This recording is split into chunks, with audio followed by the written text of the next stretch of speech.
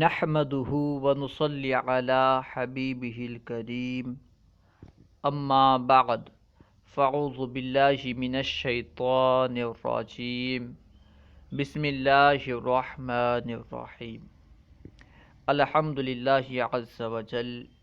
ہم بدایت النحو سے اسم غیر متمکن کی اقسام پڑھ رہے تھے۔ اسم غیر متمکن کی ایک قسم اسم ظرف بھی ہے۔ آج ہم انشاءاللہ عز وجل اسم ظرف کے تعلق سے پڑھیں گے۔ آئیے شروع کرتے ہیں۔ اسم ظرف، اسم ظرف کسے کہتے ہیں؟ اسم ظرف سے کیا مراد ہے؟ مصنف علیہ الرحمہ بیان کر رہے ہیں۔ اسم ظرف اس اسم کو کہتے ہیں جو زمان یا مکان پر دلالت کرے، یعنی جو اسم زمان پر یا مکان پر دلالت کرے اس اسم کو اسم ظرف کہتے۔ اس سے معلوم ہوا کہ اسم ظرف کی دو قسم ہیں، ایک ہے اسم ظرف زمان، ایک ہے اسم ظرف مکان، جسے یہاں بیان نہیں کیا گیا۔ اگر آپ نحو کی دوسری کتاب پڑھیں گے تو بعض کتاب میں آپ کو اس طرح تقسیم ملے گی کہ اسم ظرف کی دو قسم ہیں، ایک ہے اسم ظرف زمان، ایک ہے اسم ظرف مکان، یعنی وہ اسم ظرف جو زمان پر دلالت کرے، جو کسی زمانے کو بتائے، اسے اسم ظرف زمان کہتے، اور جو اسم ظرف کسی مکان پر دلالت کرے اسے اسم ظرف مکان کہتے۔ خیر، اب مصنف علیہ الرحمہ بیان کر رہے ہیں کہ بعض ظروف ہمیشہ مبنی ہوتے ہیں، یعنی بعض ظروف ایسے ہیں جو ہمیشہ مبنی ہوتے ہیں۔ مبنی کسے کہتے ہیں؟ اس سے پہلے اس کی تعریف گزر چکی ہے۔ اختصاراً آپ سماعت فرمائیں، یعنی جس اسم کا آخر مختلف اعراب کے تقاضا کرنے والے عاملوں کی وجہ سے نہ بدلے اسے مبنی کہتے، یعنی مختلف اعراب کو چاہنے والے عامل آئیں پھر بھی جس اسم کا آخر نہ بدلے اسے مبنی کہتے۔ تو بعض ظروف ہمیشہ مبنی ہوتے ہیں۔ اس سے معلوم ہوا کہ تمام ظروف ہمیشہ مبنی نہیں ہوتے، بلکہ بعض ایسے ظروف ہیں جو ہمیشہ مبنی ہوتے ہیں۔ اچھا، وہ کون کون سے اسماء ظروف ہیں بیان کر رہے ہیں، یعنی جو ہمیشہ مبنی ہوتے ہیں انہیں بیان کر رہے ہیں۔ جیسے اذ، اس کا معنی جب، اذا اس کا معنی بھی جب، ٹھیک ہے، لیکن اذ عام طور پر ماضی کے لیے اور اذا عام طور پر مستقبل کے لیے استعمال ہوتا ہے۔ اذ، اذا، متا، متا کا معنی ہوتا ہے کب، ٹھیک ہے، یہ بھی اس میں ظرف مبنی ہے۔ کیفا، کیفا کا معنی کیسا، اور ایانا، ایانا کا معنی کب، اس طرح ہے امسی، امسی یعنی گزشتہ کل۔ مذ اور منذ دونوں کا معنی ہوتا ہے سے۔ قطو، قطو کا معنی ہوتا ہے کبھی، اور اوضو، اوضو کا معنی بھی ہوتا ہے کبھی، لیکن قطو اور اوضو دونوں کا معنی ہوتا ہے کبھی۔ دونوں میں فرق یہ ہے کہ قطو ماضی کے لیے استعمال ہوتا ہے اور اوضو یہ مستقبل کے لیے استعمال ہوتا ہے، ٹھیک ہے۔ قطو، اوضو دونوں کبھی کے معنی میں استعمال ہوتے ہیں، لیکن اگر ہمیں کسی ماضی کے بات کو بیان کرتے ہوئے کہنا ہو کبھی تو ہم اس وقت قطو استعمال کریں گے، اور مستقبل کی بات کو بیان کرتے ہوئے اگر ہمیں کہنا ہو کبھی تو اوضو استعمال کریں گے، ٹھیک ہے۔ مثال کے طور پر اگر آپ کو کہنا ہو کہ میں نے اسے کبھی نہیں دیکھا تو اس طرح کہیں گے ما رأیتہ قطو، ٹھیک ہے۔ اور اگر ہمیں کہنا ہو کہ میں اسے کبھی نہیں ماروں گا تو کیا کہیں گے؟ لا اضربہ اوضو، یہاں پہ قطو نہیں کہیں گے۔ خیر، قطو اوضو یہ بھی ظروف مبنیہ ہیں، یعنی ہمیشہ یہ مبنی ہوتے ہیں۔ اینا، اینا کا معنی کہاں، یہ بھی مبنی ہوتا ہے۔ انا، انا کا معنی بھی ہوتا ہے کہاں، یہ بھی مبنی ہوتا ہے۔ لدا، لدن دونوں کا معنی ہوتا ہے پاس، اور یہ دونوں بھی مبنی ہیں، ٹھیک ہے۔ یہ جو جتنے بیان کیے گئے اذ، اذا، متا، کیفا، ایانا، امسی، مذ، منذ، قطو، اوضو، اینا، ایانا، لدا، لدن یہ تمام مبنی ہوتے ہیں، ٹھیک ہے، ہمیشہ یہ تمام جو ہیں مبنی ہوتے ہیں۔ اور بعض ظروف ایسے ہیں کہ جب ان کا مضاف الیہ محذوف منوی ہو تو وہ ضمہ پر مبنی ہوں گے۔ بیان کر رہے ہیں کہ بعض ظروف تو ایسے ہیں کہ جو ہمیشہ مبنی ہوتے ہیں، جیسا کہ اذ، اذا، متا، کیفا، ایانا، امسی، مذ، منذ، قطو، اوضو، اینا، انا، لدا، لدن یہ ایسے ظروف ہیں جو ہمیشہ مبنی ہوتے ہیں۔ ان کے علاوہ بعض ایسے ظروف ہیں کہ جب ان کا مضاف الیہ محذوف منوی ہو، یعنی محذوف ہو لفظ میں تو محذوف ہو لیکن نیت میں وہ موجود ہو، ٹھیک ہے، اس کی نیت کی گئی ہو، وہ معلوم ہو، اگرچہ لفظ میں موجود نہ ہو، اسے کہتے ہیں محذوف منوی۔ اگر لفظ میں بھی موجود نہ ہو اور نیت میں بھی موجود نہ ہو، نیت میں بھی نہ ہو، تو وہ محذوف منوی نہیں بلکہ نسیہ منسیہ کہلائے گا، اس کا حکم الگ ہوگا۔ تو بعض ظروف ایسے ہیں کہ جب ان کا مضاف الیہ محذوف منوی ہو، یعنی نیت میں ان کا مضاف الیہ تو ہو لیکن لفظ میں موجود نہ ہو، تو وہ ضمہ پر مبنی ہوں گے ورنہ معرب۔ ورنہ سے مراد یا تو ان کا مضاف الیہ مذکور ہو، ٹھیک ہے، اگر مذکور نہیں ہے، محذوف ہے لیکن محذوف منوی نہیں ہے بلکہ نسیہ منسیہ ہے، تو ان دونوں صورت میں ان کا جو اعراب ہوگا وہ معرب کا اعراب ہوگا، یعنی یہ معرب ہوں گے، ٹھیک ہے۔ بعض ایسے ظروف ہیں کہ اگر ان کا مضاف الیہ محذوف منوی ہو، بس محذوف منوی ہونے کی صورت میں یہ ظروف مبنی ہوں گے، اور اگر ان کا مضاف الیہ محذوف منوی نہ ہو بلکہ ظاہر ہو، مذکور ہو، یا محذوف تو ہو لیکن محذوف منوی نہ ہو بلکہ نسیہ منسیہ ہو، نیت میں بھی ان کا مضاف الیہ موجود نہ ہو، تو دونوں صورت میں، مذکور ہونے کی صورت میں اور نیت میں موجود نہ ہونے کی صورت میں، یہ جو ظروف ہیں معرب ہوں گے۔ دیکھیں بیان کر رہے ہیں، اور بعض ظروف ایسے ہیں کہ جب ان کا مضاف الیہ محذوف منوی ہو تو وہ ضمہ پر مبنی ہوں گے ورنہ معرب، جیسے قبل، بعد، فوق۔ قبل کا معنی پہلے، بعد یعنی بعد میں، فوق یعنی اوپر، تحت یعنی نیچے، قدام یعنی آگے، خلف یعنی پیچھے، وراء اس کا معنی پیچھے، امام یعنی سامنے، اسفل نیچے، دونہ یعنی دونہ کئی معنی میں استعمال ہوتا ہے، علاوہ، کم وغیرہ کے معنی میں، ٹھیک ہے۔ تو یہ جو ظروف ہے قبل، بعد، فوق، تحت، قدام، خلف، وراء، امام، اسفل، دونہ، ٹھیک ہے۔ تو یہ جو ظروف ہیں، ٹھیک ہے، اگر ان کا مضاف الیہ نیت میں ہو اور لفظ میں نہ ہو تو مبنی ہوں گے ورنہ ضمہ پر مبنی ہوں گے ورنہ یہ معرب ہوں گے، ٹھیک ہے۔ اب مثال دے رہے ہیں، للہ الامر من قبل و بعد، ٹھیک ہے، یہ مثال ہے، للہ الامر من قبل و من بعد۔ اس میں بیان کرتے ہیں، اس میں قبل اور بعد ضمہ پر مبنی ہے، یہ جو مثال ہے للہ الامر من قبل و من بعد، اس میں قبل اور بعد ضمہ پر مبنی ہے۔ کیوں مبنی ہے؟ اس لیے کہ مضاف الیہ محذوف منوی ہے، یعنی ان کا مضاف الیہ محذوف تو ہے لیکن نیت میں موجود ہے۔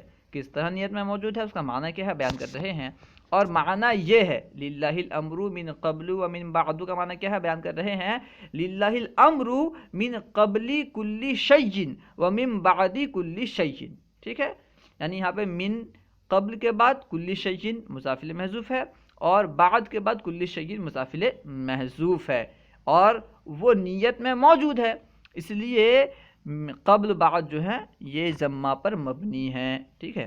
للہ الامر من قبل و من بعد، اس جملے میں قبل اور بعد ضمہ پر مبنی ہے کیونکہ ان کا مضاف الیہ محذوف منوی ہے، کیونکہ اس کا معنی کیا ہے، للہ الامر من قبل کل شیء و من بعد کل شیء۔ اس کے بعد دیکھیں، کتب علی الذین من قبلکم، ٹھیک ہے، کتب علی الذین من قبلکم میں قبل معرب ہے، ٹھیک ہے، کتب علی الذین من قبلکم، یعنی علی نے ان سے پہلے لکھا جو تم سے پہلے ہیں، ٹھیک ہے۔ تو یہاں پہ اس جملے میں علی جو قبل جو ہے یہ معرب ہے، من قبلکم میں قبل معرب ہے۔ کیوں معرب ہے؟ کتب علی الذین من قبلکم، علی نے ان لوگوں کو لکھا جو تم سے پہلے ہیں، اس کا کوئی بھی معنی ہو سکتا ہے، خیر معنی سے بحث نہیں ہے، صرف یہ بحث ہے کہ یہاں پہ قبل معرب ہے یا مبنی۔ کتب علی الذین من قبلکم میں قبل معرب ہے، کیوں معرب ہے؟ اس لیے کہ مضاف الیہ مذکور ہے، قبلکم تو کم جو کہ مضاف الیہ ہے یہاں مذکور ہے، ذکر کیا کر دیا گیا ہے، اس لیے قبل معرب ہے، کیونکہ مبنی تب ہوگا جبکہ اس کا مضاف الیہ محذوف منوی ہو، کیونکہ یہاں پہ محذوف منوی نہیں ہے بلکہ مذکور ہے، اس لیے قبل کا جو ہے قبل معرب ہے، اس لیے اس کا جو اعراب ہوگا عامل کے مطابق ہوگا، کیونکہ من حرف جر ہے اور اس کا عمل کیا ہے کہ وہ کسرہ دیتا ہے، اس لیے قبلکم۔ یوں ہی عفونا عنکم من بعد ذالک میں بعد معرب ہے، عفونا عنکم من بعد ذالک، اس مثال میں دیکھیں من بعد ذالک، اس میں جو بعد ہے لفظ بعد وہ معرب ہے، کیوں؟ اس لیے کہ مضاف الیہ مذکور ہے، من بعد ذالک، بعد کے بعد جو ذالکہ ہے یہ بعد کا مضاف الیہ ہے، یعنی مضاف الیہ کیونکہ یہاں مذکور ہے اس لیے بعد معرب ہے۔ عفونا عنکم من بعد ذالک، ہم نے تمہیں معاف کر دیا اس کے بعد، ٹھیک ہے، اسی مفہوم کا ترجمہ ہوگا۔ خیر، اسی طرح ربا بعد خیر من قبل میں قبل اور بعد معرب ہے، یہ جو مثال ہے ربا بعد خیر من قبل، اس میں قبل اور بعد دونوں معرب ہیں، کیوں معرب ہیں؟ اس لیے کہ مضاف الیہ نسین منسیجن محذوف ہے، اگرچہ یہاں قبل اور بعد کا مضاف الیہ مذکور نہیں ہے، محذوف ہے، لیکن محذوف منوی نہیں ہے، اس کی نیت یعنی مضاف الیہ کی نیت موجود نہیں ہے، مضاف الیہ ذہن میں موجود نہیں ہے، اس لیے یہاں پہ قبل اور بعد معرب ہیں، کیونکہ مبنی تب ہوں گے جبکہ لفظ سے ان کا مضاف الیہ محذوف ہو اور نیت میں موجود ہو، اس کو بیان کر رہے ہیں۔ اسی طرح ربا بعد خیر من قبل میں قبل اور بعد معرب ہیں، اس لیے کہ مضاف الیہ نسین منسیجن محذوف ہے۔ اب دیکھیں لا غیر، لا غیرہ اور لیس غیرہ بھی ضمہ پر مبنی ہوتے ہیں، لا غیر لیس غیر جو ہیں یہ ضمہ پر مبنی ہوتے ہیں، یعنی مبنی بر ضم ہوتے ہیں۔ یوں ہی حسبو، حسبو جو لا غیر یا لیس غیر کے معنی میں ہو، یعنی وہ حسبو جو کہ لا غیر یا لیس غیر کے معنی میں ہو وہ بھی مبنی بر ضم ہوتا ہے۔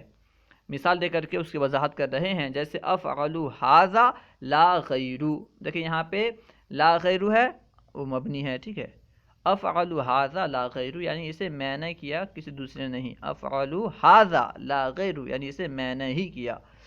وجاء زید لیس غیر، زید ہی آیا اس کے علاوہ نہیں، یعنی زید ہی آیا، ٹھیک ہے، جاء زید لیس غیر، یہاں پہ لیس غیر جو ہے یہ مبنی ہے، مبنی بر ضم ہے۔ اس کے بعد ہے جاء زید فحسبو، تو یہاں پہ حسبو کو دیکھیں یہ لا غیر کے معنی میں استعمال ہے، اس لیے حسبو مبنی ہے، مبنی بر ضم ہے۔ جاء زید فحسبو یعنی زید ہی آیا، بس زید ہی آیا اس کے علاوہ کوئی نہیں آیا، ٹھیک ہے، تو اس لیے حسبو جو ہے یہاں پہ مبنی بر ضم ہے۔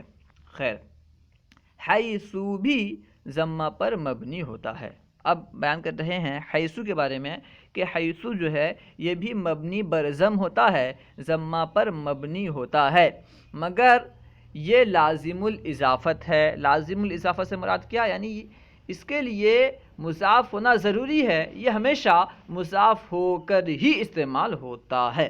اسی کو بیان کر رہے ہیں کہ حیثو بھی ضمہ پر مبنی ہوتا ہے مگر یہ لازم الاضافت ہے، اکثر جملے کی طرف مضاف ہوتا ہے، اکثر حیثو جو ہے یہ جملے کی طرف مضاف ہوتا ہے اور کبھی مفرد کی طرف جو اس میں ظرف، اور کبھی مفرد کی طرف بھی مضاف ہوتا ہے، ٹھیک ہے، یہاں تک بات ختم۔ اب یہاں سے بیان کر رہے ہیں جو اس میں ظرف جملہ یا اذ کی طرف مضاف ہو اس کو فتحہ پر مبنی کر دینا جائز ہے۔ یہاں سے ایک قاعدہ بیان کر رہے ہیں مصنف علیہ رحمہ کہ جو اس میں ظرف، ٹھیک ہے، جملہ یا اذ کی طرف مضاف ہو اس کو فتحہ پر مبنی کر دینا جائز ہے، جو بھی اس میں ظرف جملے کی طرف مضاف ہو یا اذ کی طرف مضاف ہو اسے فتحہ پر مبنی کر دینا یعنی مبنی بر فتح پڑھنا جائز ہے۔ اس کا مطلب کیا؟ واجب نہیں ہے، مبنی بر فتح پڑھ بھی سکتے ہیں، نہیں بھی پڑھ سکتے ہیں۔ مثال دے کر کے اس کی وضاحت کر رہے ہیں، جیسے یوما ینفخ فی الصور، تو یہاں پہ دیکھیں یوما جو کہ اس میں ظرف ہے کیونکہ وہ دن پر دلالت کر رہا ہے، ٹھیک ہے، اس لیے یوم ظرف ہے۔ اس کے بعد ینفخ فی الصور یہ مکمل جملہ ہے، تو یوم مکمل جملے کی طرف مضاف ہے، یعنی ظرف جملے کی طرف مضاف ہے، اس لیے یوما کو مبنی بر فتح پڑھنا جائز ہے، ٹھیک ہے، یوما ینفخ فی الصور۔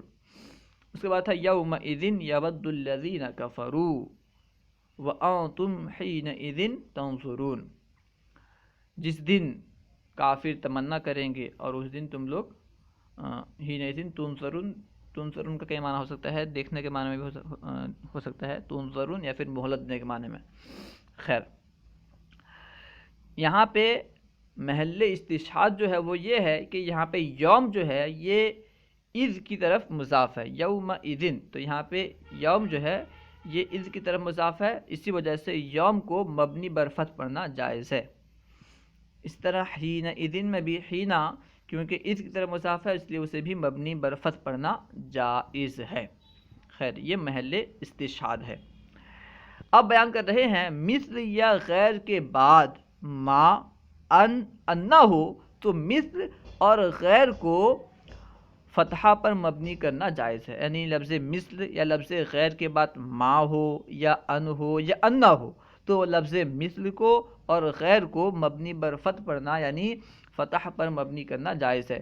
مثال دے کر کے اس کی وضاحت کر رہے ہیں، جیسے ضربتہ مثل ما ضرب زید و مثل ان ضرب زید و مثل ان زید ضربہ، ٹھیک ہے۔ تو اس مثال میں دیکھیں مثلا، ٹھیک ہے، مثلا کے بعد ما ہے، پہلی مثال میں ضربتہ مثل ما ضرب زید، میں نے اسے مارا اسی کے مثل جیسا کہ زید نے مارا، یا اسی کے مثل ان ضرب زید، یا اسی کے مثل جیسا کہ زید نے مارا، مثل ان زید ضربہ، اس کے مثل جیسا کہ زید نے اسے مارا، سب کا معنی وہی ہے، لیکن پہلی مثال میں مثل کے بعد ما ہے، دوسری مثال میں مثل کے بعد ان ہے، تیسری مثال میں مثل کے بعد انا ہے۔ تو کہنے کا مقصد یہ ہے کہ مثل یا غیر کے بعد اگر ان تینوں میں سے یعنی ما ان انا ان تینوں میں سے کوئی بھی آ جائے تو مثل اور غیر کو فتحہ پر مبنی کرنا جائز ہے۔ اللہ و رسولہ اعلم۔ اگر آپ کو کوئی بات سمجھ میں نہ آئی ہو یا درسیات کے متعلق کوئی سوال کرنا چاہتے ہوں تو کمنٹ باکس میں سوال کریں، انشاءاللہ عز و جل ممکنہ صورت میں جواب دیا جائے گا۔ اگر آپ کو ہماری ویڈیو اچھی لگی تو لائک اور شیئر کرنا نہ بھولیں اور اپنے اچھے مشورے سے نوازیں۔ السلام علیکم ورحمۃ اللہ وبرکاتہ۔